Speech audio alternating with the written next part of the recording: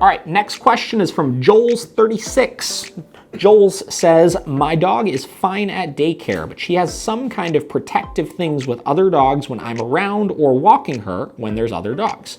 What are the small steps towards getting her to be as good with dogs when I'm with her as she is with people?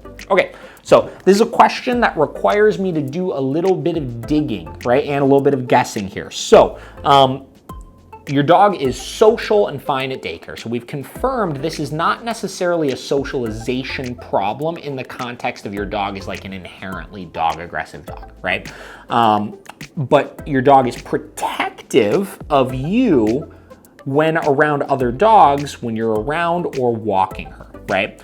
So a lot of times that we'll find that most dogs removed from the owners or removed from certain types of social situations are very good, but something is triggering the responses when you're around. So I would first and foremost guess that your dog is being protective over you because of things that you're doing, not necessarily because of the dog having the issues in itself, right? So for example, let's break this down. If I am constantly allowing my dog to be in my lap or cuddling with me, or I'm constantly giving attention, or I am perceived by the dog to be a high value resource, then naturally when other dogs come into its space, it's gonna try to defend that resource. So what we need to do is we need to first and foremost understand the three things that dogs will fight over typically, right? And those three things are typically food, toys, and affection. Affection being the key one in this case, right?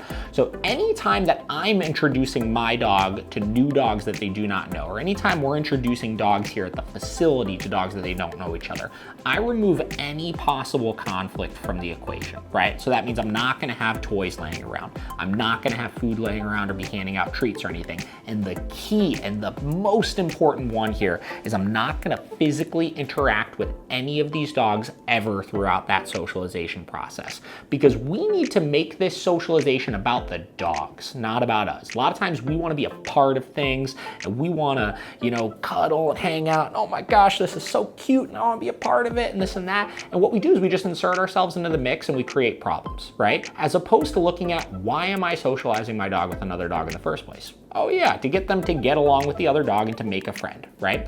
I used to use the example all the time of, if you get a kid and your kid's off playing with their friends and making buddies and stuff like that, and you try to be the adult that's jumping in all the time, like, oh, hey, what are you doing? I want to be a part of this. What's going on? This and that. They're going to get very, very annoyed with that very quickly, and they're never actually going to build the bond that you want them to build with each other, right? Same concept applies with dogs. You need to make sure you're stepping back and just letting the situation breathe while appropriately socializing and supervising that situation, right? So in situations off leash, that's probably what's going on, is you're trying to apply too much interaction into the mix, you're intervening too much. Maybe, and here's even another part of the equation, is maybe what you're doing is you're just getting nervous of the socialization process and you're kind of trying to micromanage, right? So you're jumping in, don't do that, don't do that, don't do that, don't do that, right? And that frantic energy that you're providing and that micromanagement is creating frustration and tension as well, which is making the socialization not go as well. Keep in mind, your dog is good at daycare, so they clearly can socialize with other dogs. So if you step back and you remove yourself from the equation while still being there to supervise, obviously,